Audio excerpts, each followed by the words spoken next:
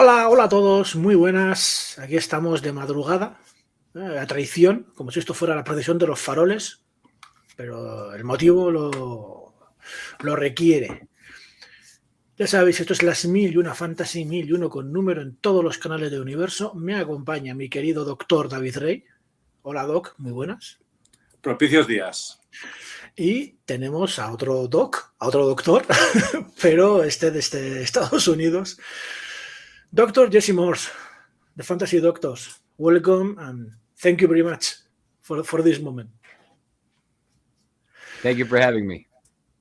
Bueno, Jesse Morse, ya le conocéis, es el experto de los expertos, porque si el doc es un experto y Jesse Morse es experto, pues es el mega experto en tema de lesiones, así que vamos a aprovechar, ¿eh? Vamos a aprovechar su presencia con preguntas de todo tipo. Y comenzamos con una presentación. Vamos a averiguar primero quién es Jesse Morse y, lo más importante, por qué se creó y qué es Fantasy Doctors. The first question is easy. Who is Jesse Morse and why did you start the Fantasy Doctors channel and what is Fantasy Doctors? So I'm a board certified family and sports medicine physician. I focus predominantly on stem cells and injecting the joints, shoulder, knee, hip, and trying to avoid surgery. Most of, I'd say, several or many of my patients are NFL players and high-level athletes that want to get back to the field, but want to avoid surgery and want to utilize the power of technology in medicine. Buenas, yo soy el doctor Jesse Morse, soy un experto en medicina deportiva, tengo mi clínica en Miami. Principalmente me focalizo en el uso de células madre, hago infiltraciones en hombros, rodillas, etcétera, intentando evitar la cirugía. Y bueno, la mayoría de mis pacientes son atletas NFL y atletas de alto nivel que quieren volver al campo y utilizar el poder de la tecnología para evitar la cirugía y volver lo antes posible. So, I can tell you about starting the Fantasy Doctor. So I joined actually the other two guys that started it back in 2016 when we felt there was a need for discussing player injuries because you only had, beat reporters, team reporters trying to explain a medical injury and they don't have any medical expertise at all. And it's very hard to figure out from based on what they're telling you, the severity of injury, specifics of the injury, how long are they going to be out? Can they play through it? How effective are they going to be when they come back? So we thought, without examining these players, we know the majority of these injuries. We may not know specifics, but we can give you a very good idea of what's going on without ever laying hands on them. En 2016 se unió a los otros dos expertos que configuran los Fantasy Doctors porque entendieron que había una necesidad de entender qué pasaba, por qué ocurrían esas lesiones, porque realmente los únicos que estaban explicando eso eran los periodistas y los expertos de cada equipo que realmente no tienen un alto nivel de conocimiento en medicina. Entonces es difícil hacerse la idea de qué es lo que está pasando, cuál es el problema, cuánto van a tardar en volver y cómo van a estar esos jugadores cuando vuelvan de sus lesiones. Entonces, aunque no los examinen directamente, como conocen profundamente ese tipo de lesión, tienen una buena idea de cuánto van a tardar en volver, de cómo van a volver y hacernos una idea mucho más precisa de la realidad. Ahora hay que saber, Doc, si Fantasy Doctors es para doctores o para el resto del mundo. ¿Es Fantasy Doctors for only for doctors or is open for everybody? So good question. So we have, I'm non-surgical, so I'm not considered a surgeon. We have a couple surgeons on staff. One of them is a foot and ankle surgeon. One is a hand surgeon. We have several physical therapists that are doctors of physical therapy. And then we have several people that are not in medicine at all that just want to help and they're fascinated by the injuries.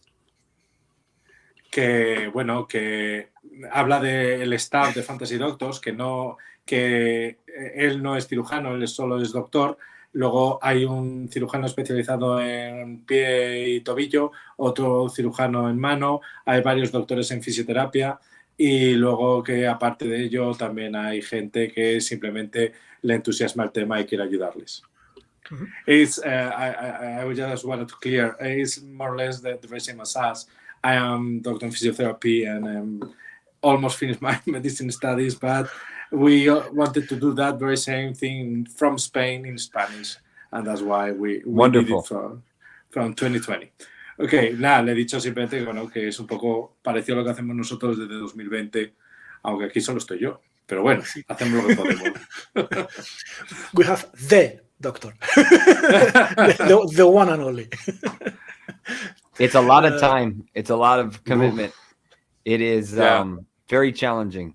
During this season, I probably record 20 to 40 videos per week. Sí, sí. Que es muy, muy demandante, requiere un montón de tiempo, que se tiene que grabar 30, 40 vídeos a la semana y que requiere muchísimo tiempo. I swear it's a lot of researching, a lot of work on that, but we want to do our best. Yes, I predominantly only cover the NFL because it's my passion. I do cover some baseball, but not many people really care about watching the content a whole lot. So it didn't really get a lot of traction. I've never been a huge basketball fan, so I don't have the time to follow it. And then we have someone that does hockey, and then we have an entire new channel that started a couple months ago for soccer or football that covers La Liga, that covers and EPL. Premier League, English Premier League. Mm-hmm. Ok, vale. Bueno, que él sobre todo cubre la NFL porque es su pasión, que ha cubierto un poquito de béisbol, pero no tiene mucho tiempo para ver el contenido, por lo que tampoco profundiza demasiado. Que tienen un compañero que es el que cubre el hockey. El baloncesto no lo ve demasiado, entonces tampoco lo cubren mucho. Y que luego tienen un nuevo canal que cubre el fútbol europeo, el soccer, que tanto cubre la Liga Española como la English Premier League, etcétera, etcétera. Dentro del contenido que podemos encontrar en Fantasy Doctors, hay una guía que se saca todos los años sobre cómo llegan de lesiones los rookies al draft de la NFL, su historial médico y demás. Vamos a averiguar, Doc, cómo se realiza, qué contenido ofrece y algo muy importante para nosotros, si es accesible para gente no experta en medicina. You are the author of the Injury Draft Guide. Let us know about its content. How do you do the research? And very important for me, it's understandable for people who know nothing about medicine. Yes. So this is the second year of the rookie and the fourth year of the big one, I think. I'm losing track. Each year I've gotten even crazier. Last year, I went back and did a deep dive on every single active quarterback, tight end, wide receiver, and running back. Those are the main four I focus on because it's for fantasy wise. And I went back and I figured out every single injury as far back as I could find. High school, Pop Warner, whatever it was. So each player takes about 1 to 2 hours to give you an idea, depending on how, like Tom Brady's was ridiculous, but if they're new, I mean, they only have like 5 years. But if they've been in the league for 15 years, there's a lot of injuries. Anytime they're on the injury report, anytime they missed a game, trying to figure out who the surgeon was, what surgery they had. It's a lot of cross-referencing. Twitter can be helpful, but there's a lot of redundancy. But up until about 3 or 4 years ago, there really wasn't a whole lot of good questions from beat reporters. So it was just, you didn't understand. No one understood what the true injury was. They were like, it's a mild injury. Like there's no specifics. They're getting better, but there's, Okay. que bueno, que llevan 2 años solo con la guía de los novatos, llevan como 4 con la guía grande de todos los jugadores, que cada año se vuelve algo más loco y más profundo, que se ha focalizado en todos los jugadores activos en las skill positions, tanto quarterbacks, corredores, receptores, tight ends. Se focaliza principalmente en eso porque son los jugadores más importantes para Fantasy. Que realmente, claro, tiene que profundizar mucho en toda la historia de ese jugador. Todos los reportes de lesiones en los que ha sido incluido, todos los partidos que se ha perdido, las lesiones que ha tenido, el tipo de cirugía que ha sufrido, porque claro, no es lo mismo. El tipo de cirugía va a determinar mucho los tiempos de vuelta, etcétera, etcétera. Y claro, que cada jugador te puede llevar 1 o 2 horas, imaginaos. Y claro, no tiene nada que ver un jugador como Tom Brady que lleve 15 años en la liga con un jugador que lleve 4 o 5 años en la liga. Entonces, que requiere una enorme cantidad de trabajo. Yeah, I just want to tell them because I'm trying to explain them depending on what kind of surgery or the exactly determination of injury, time is very different, time lapse is very different, or the attitude the player can have when he comes back is very different.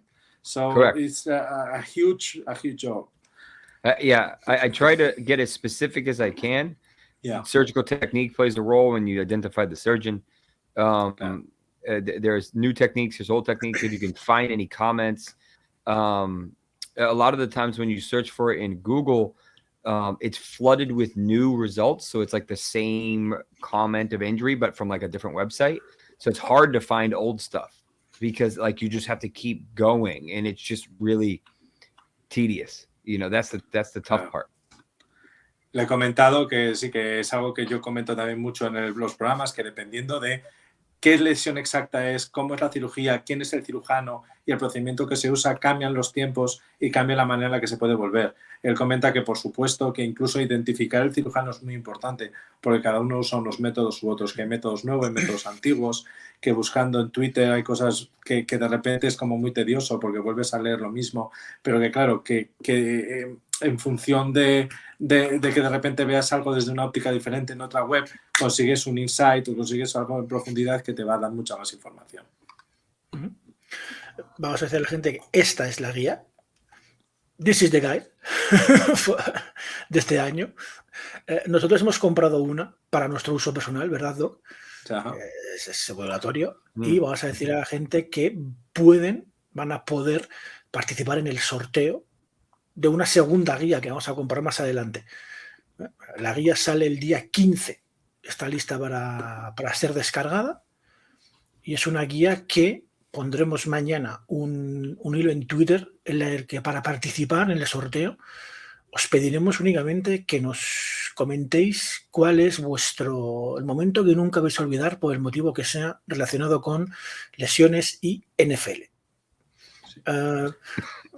He's just explaining that the first guide we bought is for our own use in the podcast, and we're buying another one. They can participate in the draw to get another one, which will be sent them on Wonderful.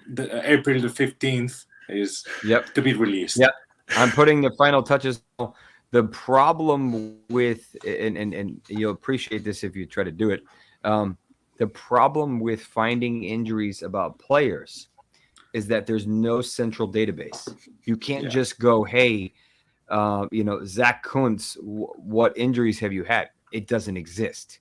You have to go through school newspapers, high school articles, stat sheets, different things to say, hey, well, he missed a game. Why did he miss a game? And then you have to peel back the layers and figure out why. Oh, he had a knee injury. Did he have surgery? What type of did he play the next week? So that was a mild injury if he was able to play. So you have to develop the history, and then you kind of extrapolate based on what's going on. And I try to present risk with each player, but each player takes an hour to 2 hours, and this one has 80 something players. I can imagine, so I swear you, I won't do it. Okay. Explica que es realmente complicado porque, por ejemplo, cuando tú estás mirando novatos, para hacerte idea de qué lesiones ha podido tener, es que no hay ninguna base central de datos donde tú te puedas referir. Tienes que ir mirando periódicos locales, artículos de instituto, imaginarte de repente no ha jugado, pero la semana siguiente sí, entonces es una lesión moderada, y extrapolar qué es lo que puede haber pasado en función de tiempos, en función de comentarios que realmente no son específicos. Entonces, imaginaos el trabajo que lleva, mínimo un par de horas por deportista, y hay más de 80 en la guía, o sea que imaginaos el trabajo que lleva esto. Wow. Increíble.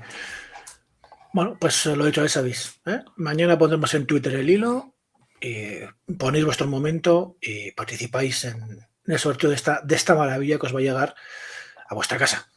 Que esto no sea todos los días. Ok. Nosotros hemos notado, yo creo, un aumento, Doc, gracias a nuestra sección, en el interés del público por la salud y lesiones de los jugadores.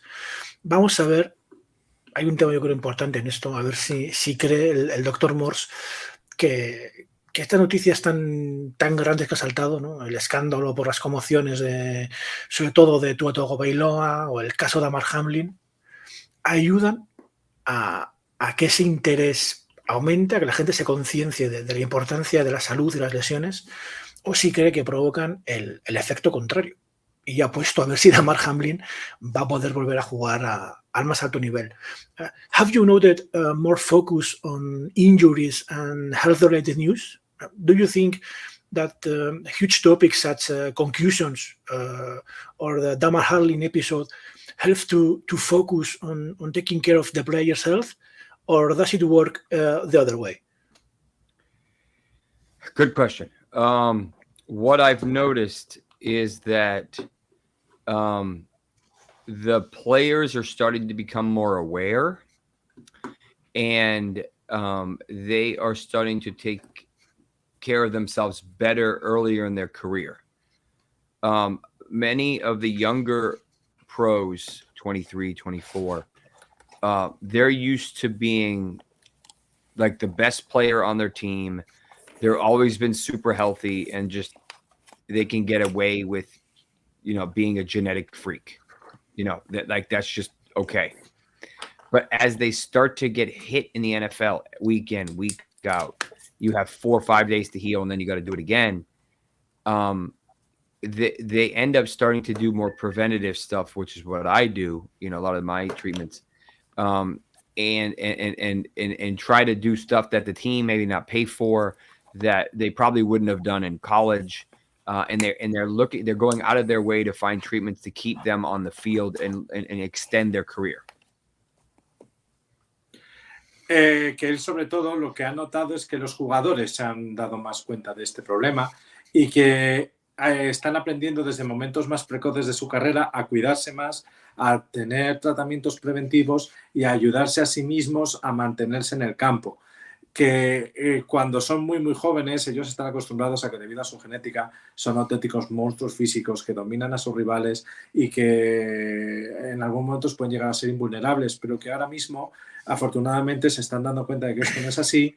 Están tomando más cartas en el asunto, no solo ellos, sino incluso los equipos, y que buscan a gente como el Doctor Morse, que les pueden ayudar y que pueden hacer que su capacidad se desarrolle lo mejor posible y que estén lo máximo posible en el campo. Before I mentioned Damar Hamlin, do you think he'll go to play elite football again? So the whole Damar Hamlin situation was crazy. I've spoken with several players about the situation after it, many of which were on the field in private. And they were all shocked that, the hit wasn't crazy. It was pretty routine. And that they said, you know what, that could have been me. Which is scary, but true. Obviously, everyone's happy that everything went literally as perfect as it possibly could have gone. And he's obviously alive. They don't want to talk about, and I don't think they ever will, the cause or possible cause. And there's obviously some American politics that plays a role. There's some controversial stuff. There's a lot of unknowns, or at least public unknowns. So it gets a slippery slope. And people saying, oh, this couldn't have been this and this couldn't have been that. There's no way for you to say that because we don't know full history. We don't know full virus records, vaccination records, so on and so forth. Do we know if he's going to be able to play again? I don't know, because he's going to have to get cleared, and that is a massive liability. The NFL, to make it easy, he wouldn't be eligible for full benefits yet, naturally, because of how long he's been in the league. But they've already extended those to him, so he's already covered. Whether I think he made $600,000 last year or something like that. So everybody says everybody makes millions and millions of dollars, that he's not in that group. But nonetheless, is he going to be able to play again? I don't know. It'd be great to see him play. I don't know if he's in football shape, so to speak, even though, technically he didn't really change a whole lot. And I don't know if it's how risky it is. Without knowing the specifics, it's really hard to give you to say, yes, I would clear him, or no, I wouldn't, or whatnot. Okay. Comenta que él ha hablado con bastantes jugadores de la NFL en privado, muchos de ellos que estaban en ese césped en ese momento, en el momento de lo que pasó con Damar Hamlin, y que ha sido bastante esclarecedor para muchos de ellos y ha dado bastante miedo, porque muchos dicen, es que me podría haber pasado a mí, porque el golpe no fue demasiado duro, fue pura rutina, y que es algo que da miedo, pero que es cierto, que podría haber ocurrido. Entonces, que ha concienciado bastante a la gente. Por otro lado, no quieren hablar y no se va a querer hablar de cuál es la causa de esto. Hay muchos temas políticos, hay muchos temas de salud pública y no se va a saber realmente a ciencia cierta. Nosotros mismos tampoco lo podemos saber, porque no sabemos qué infecciones ha tenido durante su vida, qué vacunas ha tenido durante su vida, qué tratamientos ha tenido durante su vida, y que probablemente no lo vamos a saber. Lo mejor que ha podido pasar es que, que afortunadamente él sigue vivo, pero no sabemos si va a poder volver a jugar, porque no tenemos el conocimiento profundo de cómo está, o cómo ha podido estar, o realmente cuánto ha sufrido ese tejido, y no lo vamos a saber. Que un indicativo puede ser que, debido al tiempo que llevaba en la liga, Damar Hamlin todavía no tenía los derechos para recibir las pensiones vitalicias que se reciben por parte de la NFL. Le faltaba un poco de tiempo, y que como indicio ya se les han extendido y que ya puede recibir esos subsidios, si eso nos quiere indicar algo. Entonces, que claro, que realmente él ahora mismo no está ni en forma para jugar en la NFL de nuevo, ni nada por el estilo, entonces que no sabemos, que es muy arriesgado decir nada. Pues vamos a centrarnos en el otro jugador que mencionábamos, Tua Tagovailoa, y la polémica que ha habido en torno a él por sus conmociones. Vamos a averiguar si es un caso tan grave como se ha dicho, o si se ha sobredimensionado, si el hecho de que esté aprendiendo judo para aprender a caer es algo que de verdad le puede ayudar, y si el protocolo de conmociones de la NFL está bien, es bueno, o habría que añadir nuevas medidas. There has been a lot of rumble around Tua Tagovailoa because of his many concussions. Is this that serious about his career, or this case has been overreacted? Do you think that the fact that he's learning judo to know how to fall to the floor is something useful for him, or is something useless? Yeah. So this is a tricky situation here. I've tried to reach out to him personally. I've tried to get him in my clinic. I have not been successful, despite being in the same city. I know people that train him, but nonetheless, the issue with concussions, they are each a unique event and very serious. It's a traumatic brain injury. Whether it's mild or whatnot is kind of a moot point. The problem is We don't know really how many he sustained because a lot of the stuff in Pop Warner and high school, we really don't document, or at least public document. And then college, Alabama's not really the best with making a lot of this public. I mean, if someone has surgery, they don't really have a choice, but a lot of this other stuff doesn't really go, in. So how many has he had back then? Or did he have any? Obviously, the NFL is different. And he had multiple this year, at least 2 that we know of. And the one that, got most people's attention was obviously the one that, or at least he came back a couple days later and they said, obviously he can play in the game, quote unquote, wasn't a concussion. Well, what most people don't realize is that if it was a concussion, the concussion protocol in the NFL, or it's pretty standard, is 5 days long, minimum. The games were 4 days apart. So he automatically would have been out the next game, period. No questions asked, which is appropriate and fair. But the other part is not only did he sustain a new concussion and then eventually another one, they were on what I call subconcussive blows. They weren't crazy hits. They were him getting hit and banging his head on the turf, like not hard, just routine, But the problem is concrete or turf is concrete. And a lot of the, depending on the time of year, even if it's grass, it's frozen. You're in Buffalo or wherever you're playing, like it's cold. So I have concerns that he might have a genetic predisposition or something that leads him to having an easier level to sustain a concussion. And each of these blows is stacking on one another. The other thing is that, and maybe people don't know this, is that the NFL modified the concussion rule after his second concussion. And they basically called it the Tua rule, from what I understand. It basically says if you sustain a possible concussion in a game, you're not allowed to return to that game, regardless if the testing was positive or negative. So that's why you saw some players possibly sustain a concussion, leave, never came back, and then they were back on their practice field the next day. You're like, A.J. Dillon did it. And we're like, huh? That's because he couldn't go back in the game.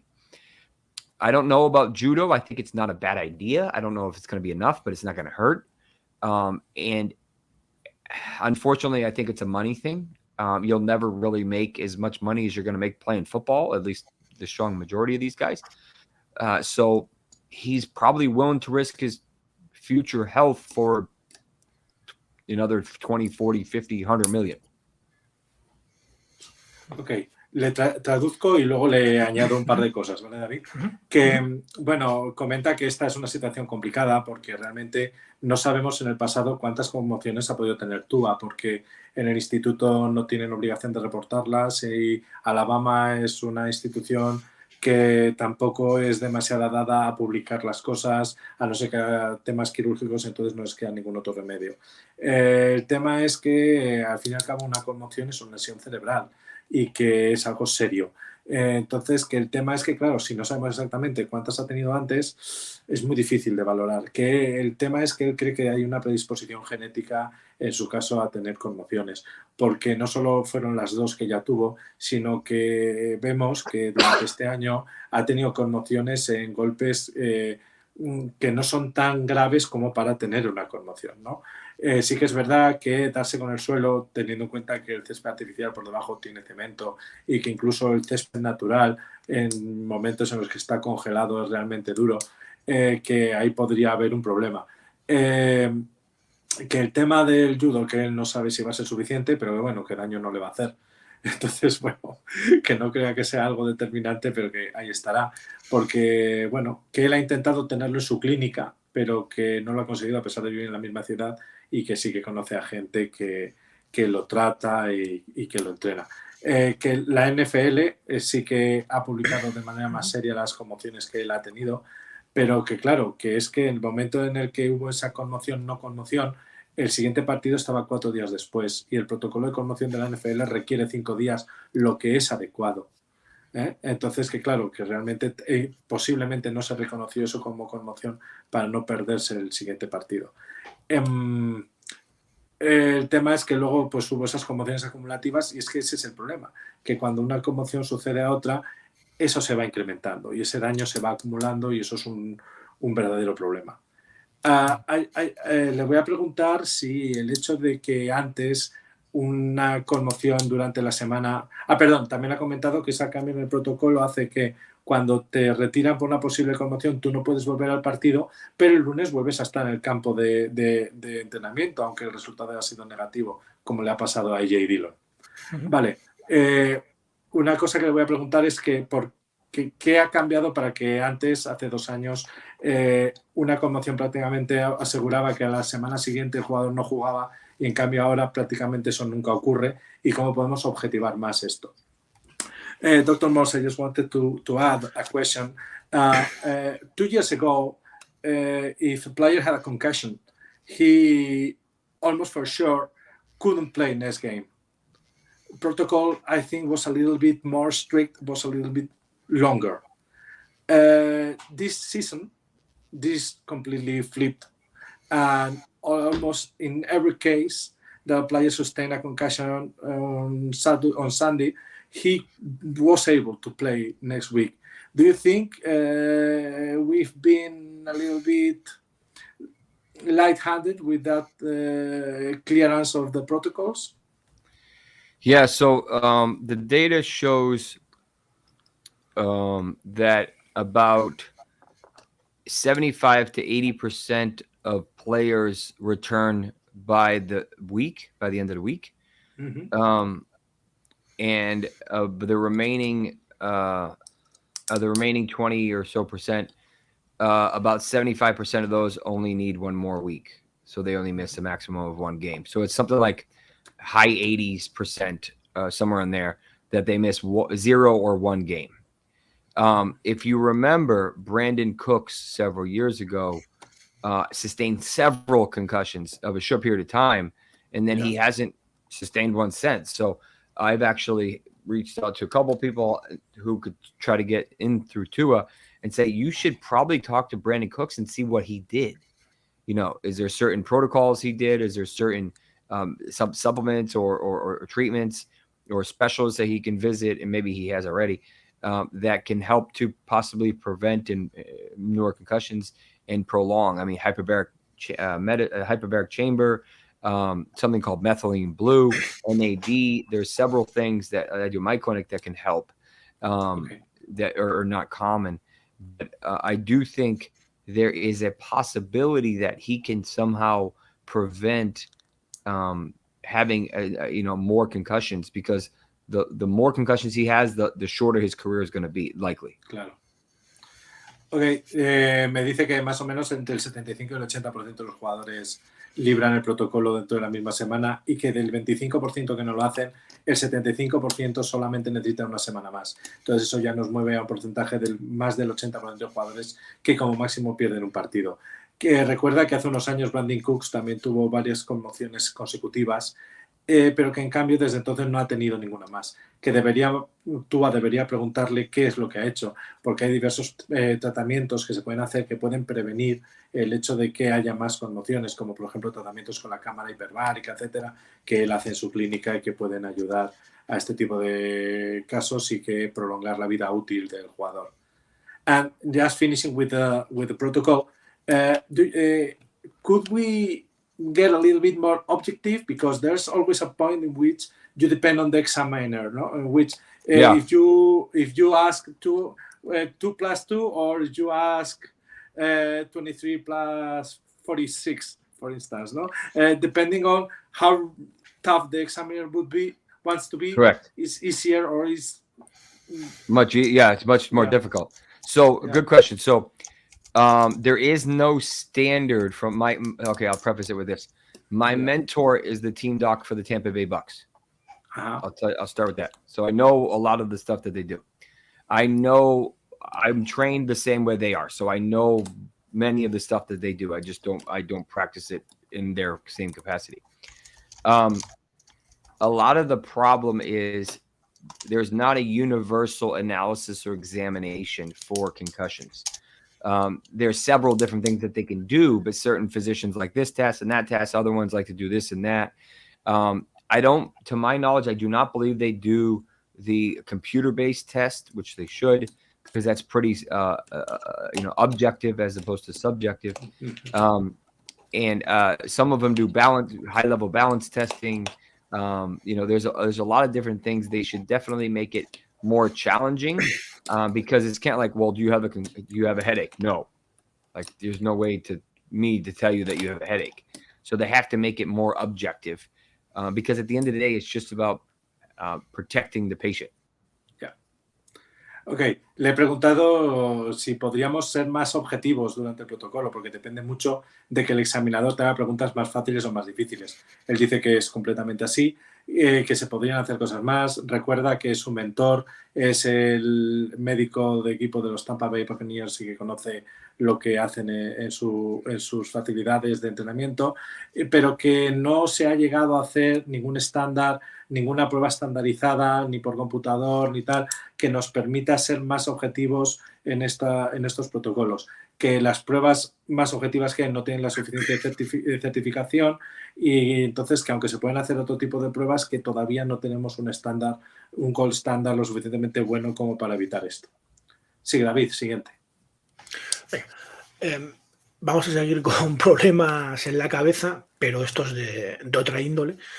Hemos visto casos de depresión o de no poder soportar la presión, como Calvin Ridley, pero seguro que existen casos de trastornos bipolares u otro tipo de enfermedades mentales. Vamos a averiguar si la salud mental de los jugadores se vigila de alguna forma, si se controla, si hay algún tipo de protocolo.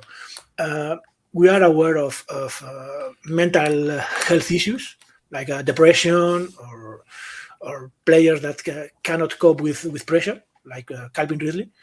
But for sure, there are also bipolar disorders or other problems. Do NFL teams take care of other players' mental health? Is any kind of protocol for that? Yeah. If you think about the stress that these young kids have placed on them, they go from being really good players in high school, or, now they have NIL deals, so it's a little bit different, but in not really making any money, just basically playing football for free. Now they immediately become a millionaire, or most of them multimillionaires. They have people that they've never met asking for money. They have more responsibilities that they can fathom. And there's a lot of pressure, because if you see, these guys can do anything out of ordinary, and it's under a microscope. Everything is available immediately. So every single player has to be on their perfect all the time. Look at the Alvin Kamara situation. It doesn't take a whole lot. And if he wasn't famous, you would have never heard about it ever. But because he was, he became what it was. So it's difficult because these guys are always targets. They have a lot of pressure. Some of these guys, they're a little unstable. They may have some depression issues or anxiety or PTSD or whatever it is, concussion, lingering, symptoms, and it's difficult. So they do have several protocols in place, but a lot of the guys don't want to talk about it, or they don't want to utilize those resources. So it can be difficult. These guys all have very close circles, I call it, very close relationships. Most of them are not very, very vocal. They usually like only 4 or 5, 6 people in their little circle, and they try to minimize it so that they know who they can trust, and they keep their friends and acquaintances relatively to a minimum. But most of the time, if someone's having an issue, say Calvin Ridley or something, he actually just released a good article a couple weeks ago where he was talking about what happened. It's called the Players Tribune, I think. Tribune, yeah, Players Tribune. And basically he was saying, and the gist of it is, I actually played the majority of my best season with a broken foot, and I was on narcotics and I was on a bunch of stuff. And then the following season, I'm finally feeling better, but I'm depressed. I'm addicted to or semi-addicted to narcotics. And then it got the best of him, unfortunately. I think a multi-millionaire with all the talent in the world, but you can't really do a whole lot because you're so famous or so restricted. And now you can't have fun per se because of the life you live. It's a lot. It's very, very difficult. It's tough. Dice que imaginaos la presión a la que estos jugadores, que realmente son muy jóvenes, están sometidos. Han hecho maravillas sin recibir nada a cambio y de repente son millonarios o multimillonarios de un día para otro, un montón de gente prestándoles atención, un montón de gente pidiéndoles dinero, y es muy complicado. Puede haber problemas de estrés postraumático, problemas de ansiedad, etcétera, porque es muy difícil de manejar ese tipo de presión. Que ha habido jugadores concretos que han tenido problemas más serios. Por ejemplo, mirad lo que le ha ocurrido a Camara con su situación, y casos como hemos hablado de Calvin Ridley, que ha puesto un artículo en The Players Tribune en el cual cuenta un poco lo que ha pasado, ¿no? Que su temporada mala, más de media temporada jugó con un pie roto, pero que durante ese proceso pues se produjo una cierta adicción a la medicación, a los narcóticos. Entonces, claro, que la temporada siguiente él estaba deprimido y estaba con esa adicción y por eso paró. Entonces, que eso es complicado. Que sí que hay recursos, pero que claro, que los jugadores tienen un círculo de confianza pequeño del que se pueden fiar y es el que les tiene que ayudar, les tiene que apoyar y junto con ellos tienen que hacer uso de estos recursos para mantener su salud mental. Bueno, pues yo prefiero, como seguidor de Saints, no hablar del Bicamara. Prefiero centrarme en esta noticia que hablamos ahora. Es que hace pocos días saltaba la noticia del linfoma de Hodgkin que detectaron los servicios médicos de los Saints a Foster Moreau durante un análisis previo a fichar por el equipo, por franquicia. Vamos a averiguar cómo son estos análisis que se hacen y si este tipo de enfermedades se controlan de manera regular o fue algo puntual y fue suerte, y cómo afectan los tratamientos agresivos como la quimio al futuro del jugador, ¿no? Puede ser el caso de Foster Moreau o de John Mechie, a ver si pueden volver a jugar al mejor nivel. Foster Moreau was found to have Hodgkin lymphoma during his physical with the Saints. How was it found? Is this something looked at on a regular basis, or was it something, I don't know, lucky to find it? Does this early finding improve his prognosis? Yeah, so unfortunate situation. The player physicals can be relatively comprehensive, especially given how much money they're making. They usually do a combination of blood work, depending on what's going on. Blood work, evaluations of certain joints with MRIs or ultrasound. If it's cardiac stuff, maybe they do some EKGs or whatnot. But I wouldn't be surprised if it was caught on either initial blood screening, just to see, some of these markers are way off, or he was complaining of really bad fatigue that just didn't correlate with how he should be. That's usually the most common symptom. We see this every once in a while. John Mechie happened to have it last year. A couple of baseball players have had it. Liam Hendricks actually was diagnosed in January. He's a closer for the Chicago White Sox. And he just rung the bell yesterday or the day before, and he finished non-Hodgkin's. It was the Hodgkin's or non-Hodgkin's, one of the two. Yeah. And he said he finished all of his treatment. It's not usually, I won't say a death sentence, but it's not usually a career ender. Most of you probably know James Conner. He actually had non-Hodgkin's, and one of them, when he was at Pitt, he actually went in for a surgery on some body part. I don't remember what it was. And he had a huge mass in his chest, and it ended up being lymphoma or whatever it was. He was having fatigue and whatnot, and he actually ended up having chemo or whatnot throughout the off season, and actually ramped up and played in the whole season, the whole last season, without missing any games. which is impressive. But and then obviously, if you know anything about baseball, you've probably heard of John Lester played for the Red Sox and Cubs and a bunch of other teams. He was diagnosed like 15 years ago with something, and he played, many years after that. So it's usually not the end of the world. It's at least it obviously needs to be taken care of and taken seriously. I do think Mechie returns this year. He's got a little bit of learning to do. He might have to kind of ramp up harder because a lot of the hard medicines are very difficult on energy, on focus, on build. You have to build that muscle again. You have to build that muscle memory, because he basically had to take several months off from doing anything. And Moreau's probably going to be the same thing. But you'd rather catch it than not catch it.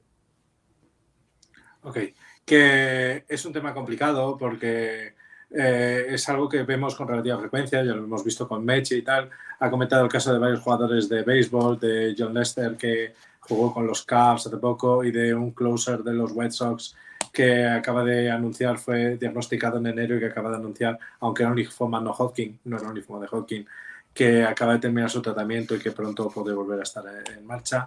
Que los exámenes físicos previos a la firma de cada jugador no están estandarizados. Depende un poco de quién es el jugador, de sus antecedentes, de cuánto dinero se le va a dar, pero que normalmente tiene analíticas de sangre, se miran las articulaciones, resonancias, ecos, ecografías. Si hay algún tema cardíaco, se hace un electrocardio, se hace un ecocardiograma, etcétera, etcétera, ¿no? Entonces, que algo como esto probablemente lo más fácil es que se viera en una analítica normal de sangre en la que hay ciertos valores que están completamente alterados, o que el jugador se estuviese quejando de mucha fatiga, que no estuvo justificada por lo que estaba haciendo físicamente.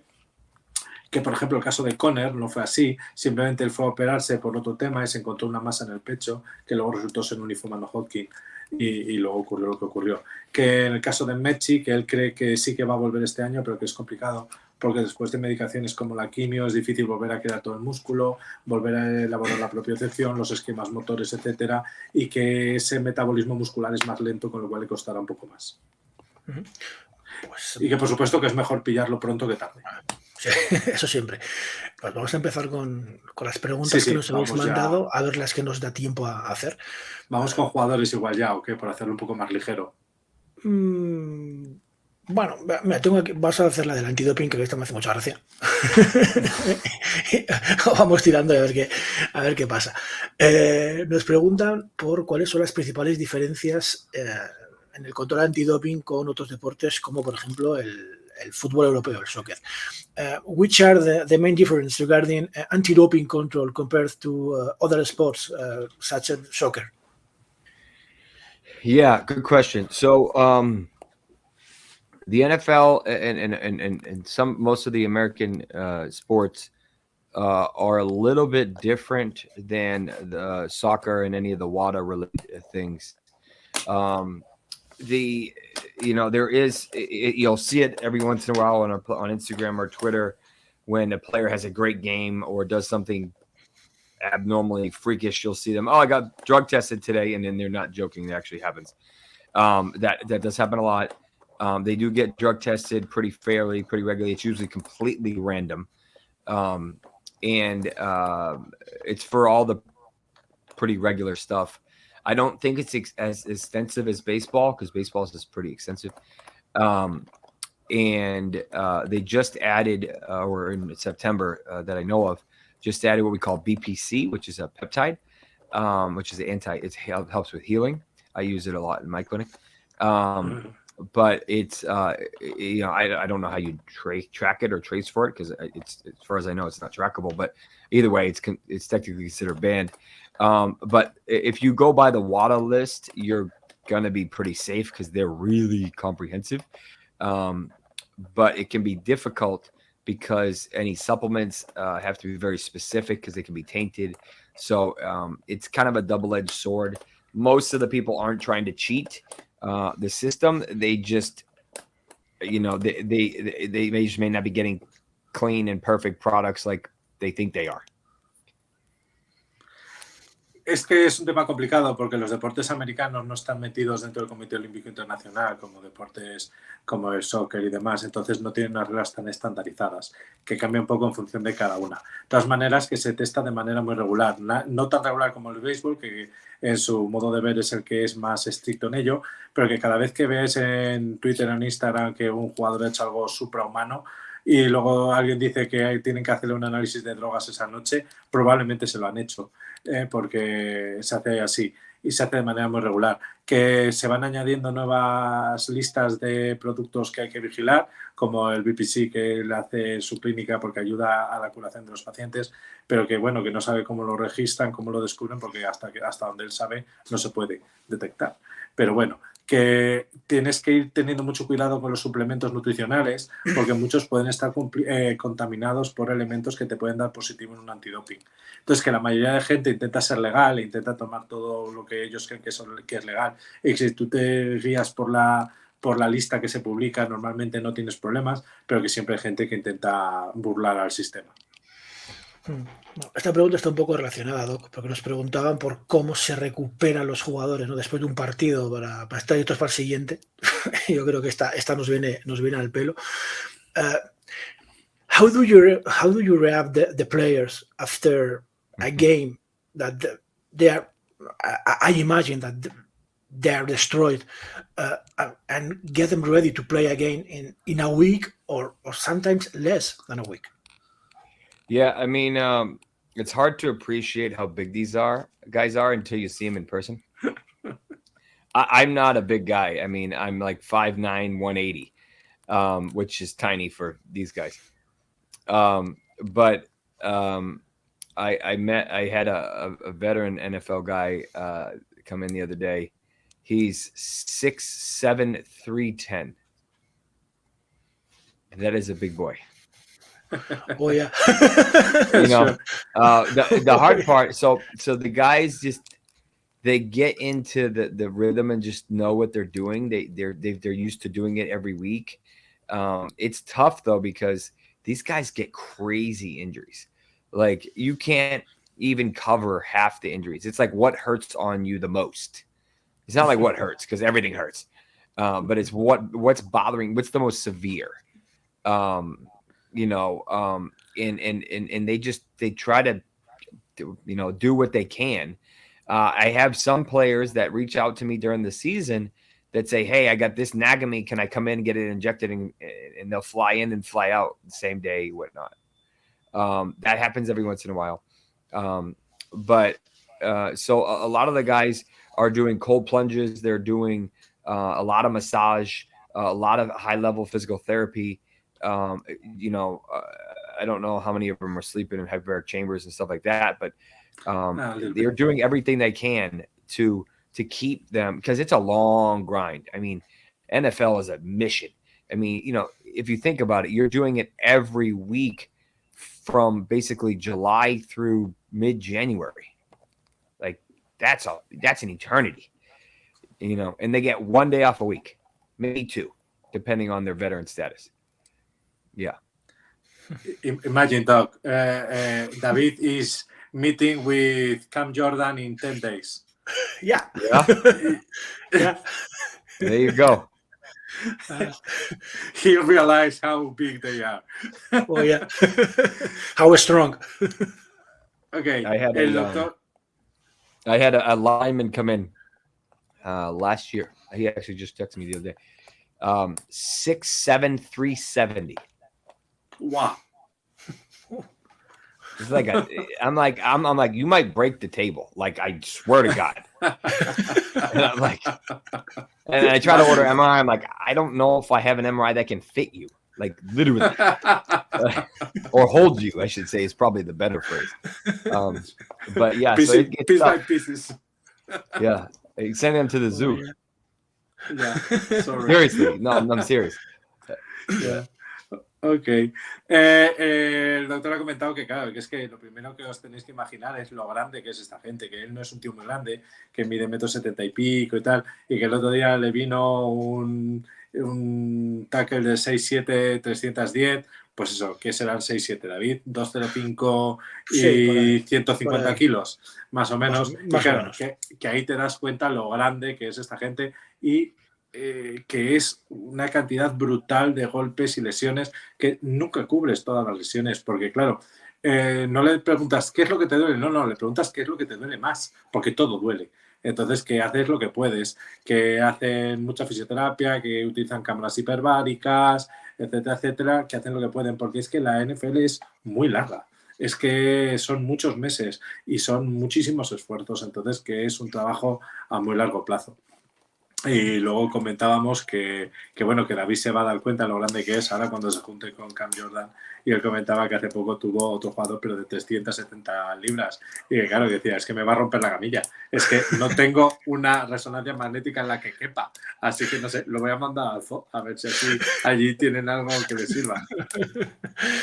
Bueno, pues Doc, nosotros seguiríamos horas y horas, Sí. y además tenemos preguntas para hacerlo, pero no tenemos tanto tiempo, por desgracia, con él. Entonces yo creo que vamos a hacer un par de preguntas rápidas sobre jugadores, Okay. y le emplazamos al Doc a que se vuelva otro día, ¿no? Va a ser mejor. Eso le digo. Okay, Doc, we know it's getting quite late for you, so we're doing a couple of fast questions and we'll finish here.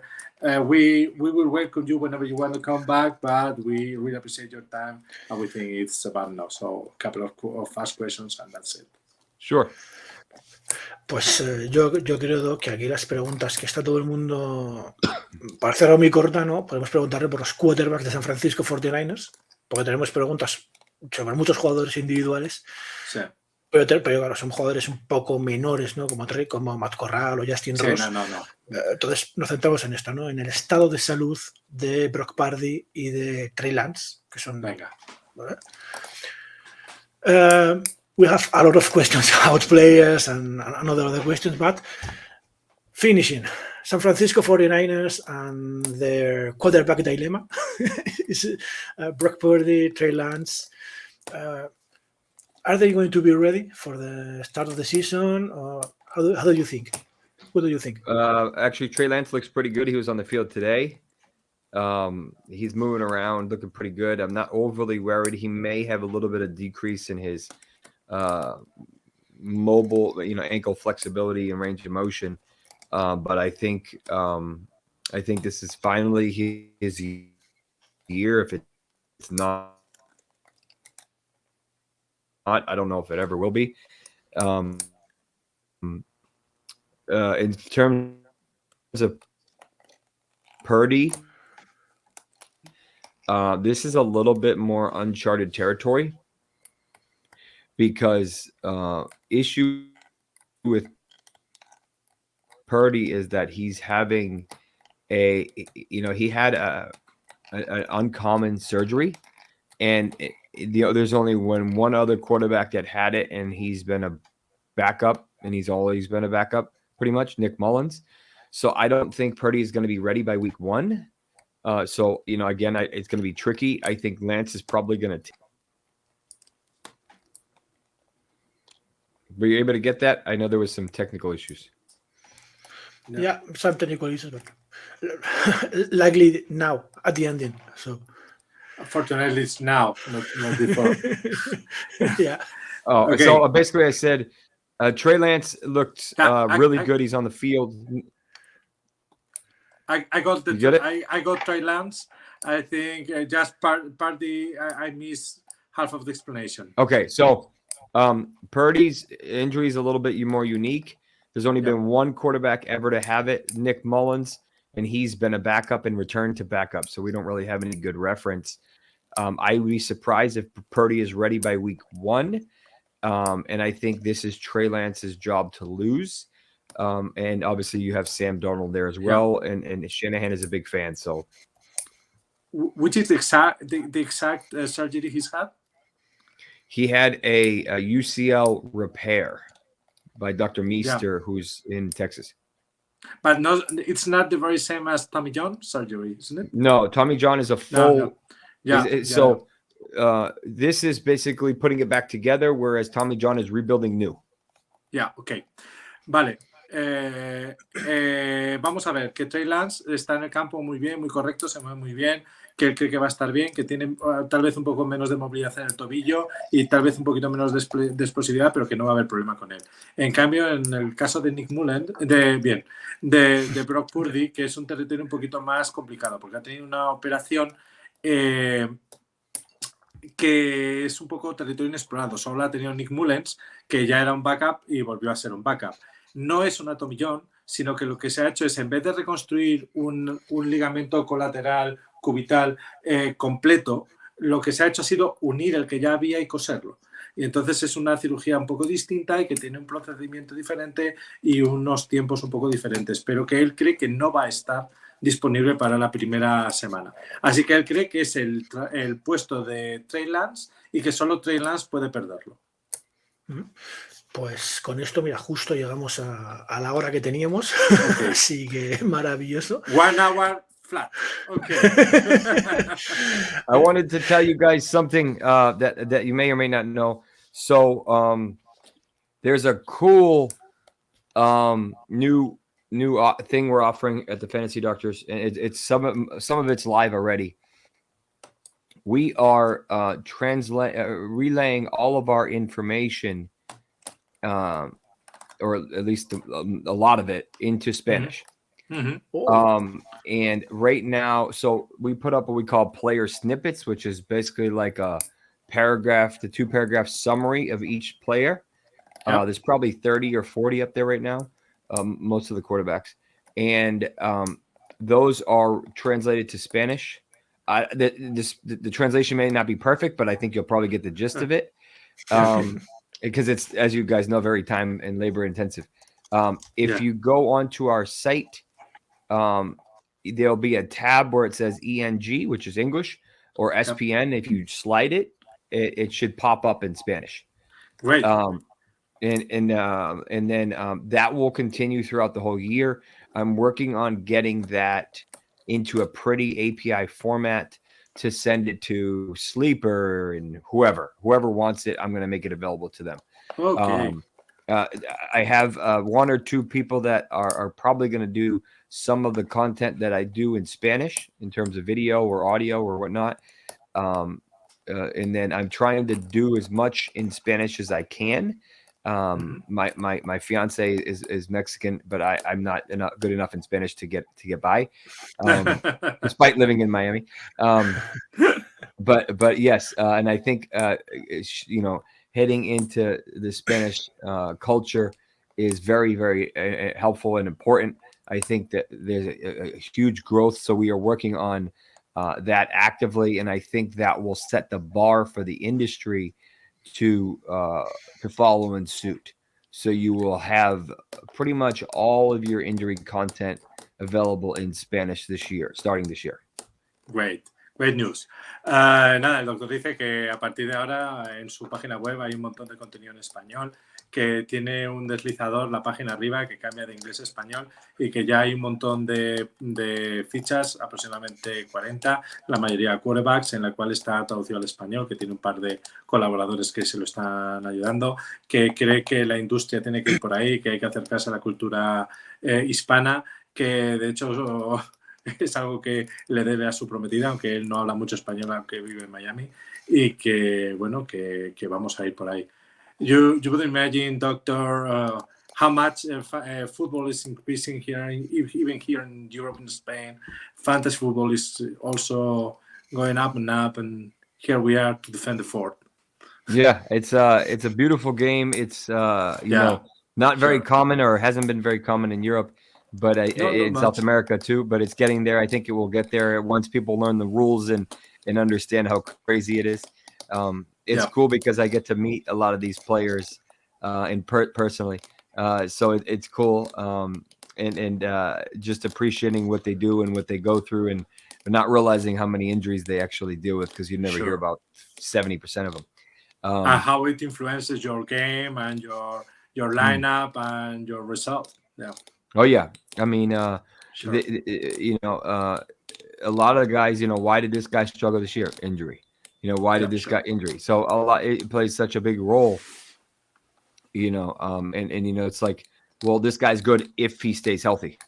Yeah. You know, That's so there's a big lot if. of, there's a lot of ifs. Yeah, sure. Everybody doesn't need you until they get injured. Then they're like, oh, is it bad? Is it good? Is it okay? And I'm like, you didn't need me 10 minutes ago, but now you know he's injured, and they want to know what I know or what I know. So it's kind of funny. Sure.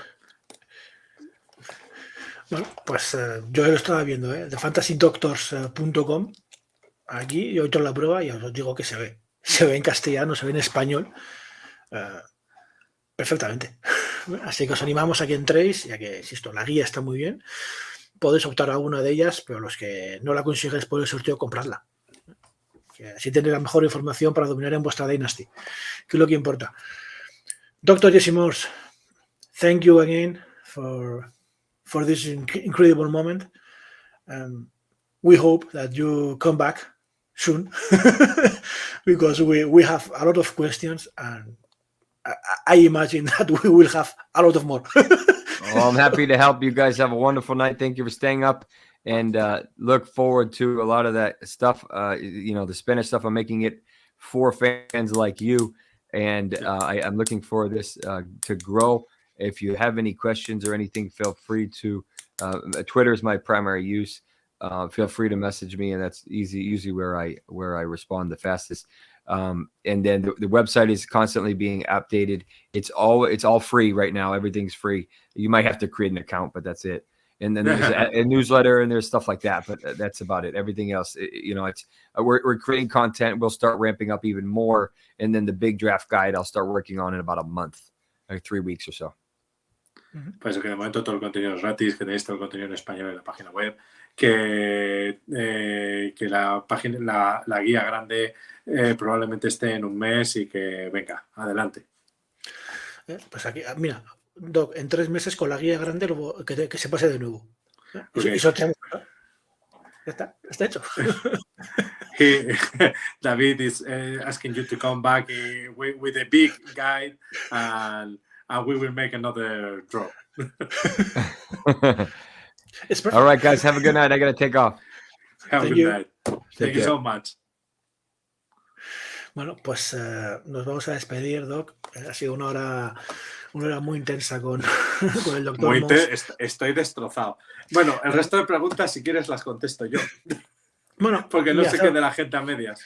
Mira, hacemos una cosa. Vamos a guardarlas de momento, ¿vale? Porque ninguna era de responder ya. Vale, había muchas preguntas, pues como las que hemos hecho, ¿no? Un poco generales, de riesgos de lesiones, etc. Yo creo que intentaremos traer a este hombre que ha estado muy dispuesto a pasarse por aquí. Yo creo que se lo ha pasado muy bien, tanto como nosotros. Nos ha ayudado un montón, ¿eh? Sí. Os puedo asegurar que, bueno, contacté con él, expliqué un poquito, tal cual, y siempre ha estado muy predispuesto. Lo íbamos a haber hecho la semana anterior, no pudo ser. Yo sé que habéis hecho un montón de preguntas, sé que no os hemos podido contestar a todas. No hemos hecho ni la mitad. No hemos hecho ni la mitad, pero es que... Pero, chicos, lo que nos ha contado vale o no. Claro, es que lo hablábamos de cómo hacerlo, ¿no? Porque claro, creo que hemos hecho 8 o 9 preguntas en total y teníamos 20 y pico, entre las que teníamos y las vuestras, y pensábamos que lo mejor era esto, ¿no? Es decir, pocas preguntas, dejar que le explique, que para eso hemos traído o hemos conseguido que venga el mayor experto que hay en este tema, y dejarle que explique y nos ilustre, ¿no? Y oye, lo dicho, yo creo que con la guía grande, Doc, en 3 meses, ¿no? Intentamos cuadrar, que además en veranito estamos todos más tranquilos y lo de trasnochar igual lo llevamos mejor, y a ver si conseguimos que vuelva y rematamos, ¿eh? Pero sí. Bueno, intentaremos, si no, Doc, traer a otro médico también y charlar más de esto, ¿eh? Hay más opciones, no hay problema. Por eso. Pero bueno, yo creo que ha sido... Este es un momento importante, Doc, para la Fantasy. Esto de contar aquí con expertos aquí en mundiales, hay que sacar un poco de pecho. No os quejaréis, ¿eh? ¿Qué temporada llevamos, Doc? Con Luis Jones, con Rubén León, con Pablo Cañivano, con Jesse Morse. Estamos aquí. Y lo que falta por venir. Y lo que falta por venir. Porque, David, no les vamos a contar nada más, pero estamos preparando algo para nuestra liga benéfica. Telita. No os imagináis. Si nos sale bien. Si nos sale bien. si nos sale bien, es el mayor pelotazo que os podáis imaginar. Yo estoy cruzando los dedos, ¿eh? Como salga bien. Como salga bien, en fin. Pero no os imaginéis a qué escala, ¿eh? O sea... Muy gorda, muy gorda. Lo dejamos así, ¿no? Sí, sí, para no agafarlo. Vamos a dejarlo así para no agafarlo. No vamos a agafarlo, no. Estamos en conversaciones. Además, y a ver, estas cosas surgen así, ¿verdad? Es decir, oye, ¿qué te parece si contacto con este señor y le digo no sé qué, tal? Y David dice, vale. Sí, y nos retroalimentamos tú y yo, además. Y pasa lo que pasa. Sí, porque luego empezamos a decir, pues mira, tal. Bueno, pues Jesse Morse ha estado aquí. Exactamente, y volverá. Y volverá. Atentos a las exclusivas que nos ha dado. O sea, lo que nos ha contado del tema Hamlin es muy fuerte, ¿eh? Sí. No, en general, claro, es lo que pasa, Doc. Él es nuestro Doc, pero con contacto directo en FL. Claro, ya os lo ha contado. Es que es su trabajo diario. Claro. Y mientras él está haciendo lo que sea con sus pacientes, ellos hablan y le cuentan. Y le cuentan qué es lo que sienten, qué es lo que les pasa por la cabeza. Y mirad, una de las cosas de la relación médico-paciente, por lo que hay estas cosas de los secretos médicos y tal, es porque muchas veces que lo que te cuentan desde cuando están en consulta o cuando están en la camilla, no te lo contarían de otra manera, ¿no? Pues por la cercanía, porque le estás ayudando o porque tal vez está en un momento vulnerable y te cuentan cosas pues muy personales, muy íntimas muchas veces y cosas que nunca saldrían de otra manera. Por eso los códigos deontológicos nos exigen confidencialidad, porque no es información que te darían en otras condiciones. Entonces, nosotros entre nosotros muchas veces decimos, si la camilla hablara... Pues sí. Pero bueno, ya veis que aquí hemos aprendido muchísimo en esta hora. Sí, ha sido muy interesante. Mucho. Aunque yo ya no sé en qué idioma hablo. Sí, yo con mi inglés de aquí del País Vasco, pues mal. Mira que tenía aquí todo, no lo hemos preparado todo muy bien, pero en fin. ¿Qué guión teníamos? Estuve yo traduciendo todo el miércoles. Maravilloso, para que luego llegue yo y lo ignore. No, bueno, más o menos has seguido ahí. En fin. Os recordamos que la semana que viene volvemos al horario normal. Sí. En principio, para hablar ya del draft. Se supone que hablaremos de los jugadores que se presentan al draft más interesantes para Fantasy. Intentaremos que se venga alguien que sepa de Fantasy y de college. De Fantasy y de college. Quería decir college, me he liado, he dicho Fantasy y luego quería rectificar. ¿No? De college. Alguien que sepa de college y de Fantasy, porque claro, Doc, hay muchos jugadores de college que pueden ser fantásticos para sus equipos, pero igual no tanto para Fantasy. Entonces hay que hacer esa diferenciación. ¿Vale? Entonces ya veremos. Alguien vendrá. Sí. Alguien vendrá para ayudarnos, comentar y ver qué pasa. Así que nada, lo dicho. Mañana veréis el hilo en Twitter, ¿vale? Para ir participando, para optar a llevaros una de estas guías de lesiones que saca, de lesiones y rookies que saca Fantasy Doctors. Y por cierto, chicos, si esto os lo podemos regalar es gracias a las suscripciones de... Exactamente. Por favor, suscribíos. Claro. Hemos comprado esta guía con ese dinero, porque sí. Es para lo que está. Si no os suscribís, no podremos hacer más regalos de este tipo. Esa es la idea, ¿no? Entonces nosotros vamos a intentar que este no sea, además lo podemos decir así, que este no sea el único sorteo que hagamos a lo largo de la off-season. ¿Vale? Intentaremos, pues como en este caso, ¿no? Nosotros vemos algo que nos parece interesante o que puede estar bien, Y compraremos para sortear y para intentar, bueno, pues devolveros parte de lo que nos dais, que es mucho. Doc, suena un tiki-tiki, no sé si te has tocado toqueteando tú algo. Estoy con el ecualizador perdón. Ah, amigo, vale. Pues lo dicho, mañana ponemos el hilo en Twitter para que los que queráis y optar a llevaros una de estas guías, podáis hacerlo. Solo tendréis que poner vuestro momento o el recuerdo más imborrable que tenéis relacionado con la NFL o fútbol americano y lesiones.